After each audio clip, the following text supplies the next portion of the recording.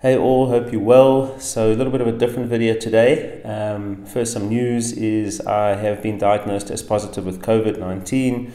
I found out at the beginning of the week. In actual fact, I've been so vigilant about avoiding everything and everyone the last couple of months because I didn't want to contract it. And as vigilant as I've been around keeping social distancing and wearing protective clothing, etc., focusing on sanitizing and washing and all these things, I still ended up catching it. So the question is how. I do know how. Landed up catching it most likely from my mother. It's the only person I've actually seen in months. And it turns out that as frail as my parents are, and the reason I didn't want to see them is because they are very high risk if they did catch it.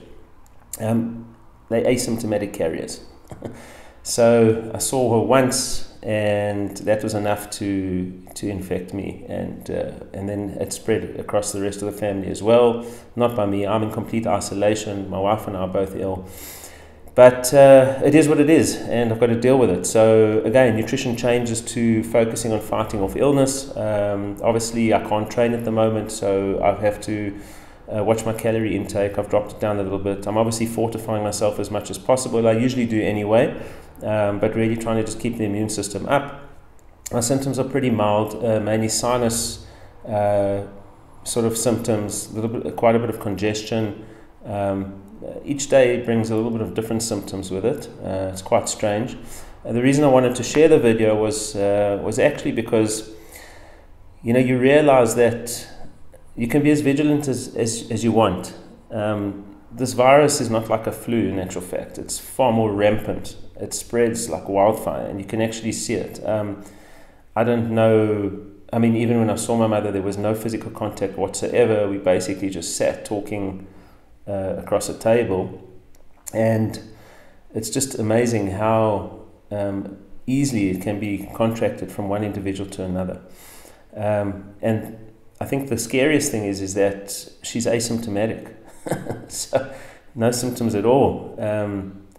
No idea why, and they're very frail. I mean, they're in their late 70s. So the thing is that you just can't be careful enough.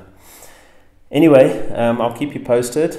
Some days I wake up thinking, wow, I could train today, but I know that that's not going to happen. I have been watching my heart rate data. It was quite elevated for the first couple of days. It's now dropped back right down to normal resting heart rate after about 5 days, and it's back to where it should be.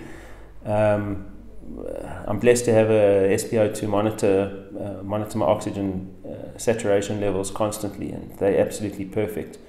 I mean, for most of you that have seen videos out there, they know it's not really a respiratory illness but more a vascular illness, and they reckon the clotting is what causes the prevention of oxygen exchange to blood through the alveoli, which is basically what's triggering the respiratory illness in the long run anyway. So the physician that I work with, who's very, very good, she's a brilliant physician. She just started us as a preventative measure on a course of anticoagulants, which is just basically taking like an aspirin a day as a blood thinner. And it's just a preventative just to make sure, which is pretty harmless and fine. So that's what we're doing. No anti-inflammatories whatsoever. In actual fact, you want to keep the vascular system as open as possible. No vasoconstrictors, so no pseudoephedrine or anything like that. Just going through the normal bouts as well as just fortifying the food, making sure that take good vitamins and minerals, drinking plenty of fluid, and getting plenty of bed rest. It's not a great feeling. Hopefully it will come to an end soon and we can resume our normal lives, but for now it is what it is. And I'll keep you posted. So just my final message to all of you is just stay safe and don't trust anything or anyone. Please just realize that there's a lot of hearsay about it is real, it isn't real.